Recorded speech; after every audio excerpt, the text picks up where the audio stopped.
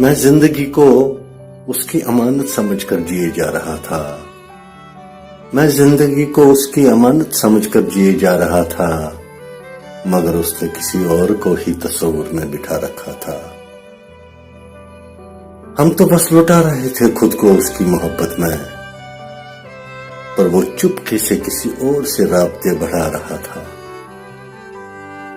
कब का मिटा दिया था दिल की किताब से उसने मेरा नाम, और मैं खुद को उसके खातिर मिटाए जा रहा था।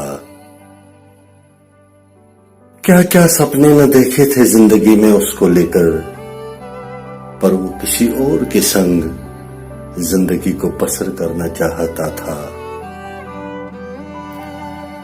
पढ़े लिखे ज़हीन होके भी मदहोश रहे इम्तियाज, क्यों एक बेवफा पे खुद को बर्बाद किए जा रहा था। मैं जिंदगी को उसकी अमानत समझकर जिए जा रहा था, मगर उसने किसी और को ही तस्वुर में बिठा रखा था।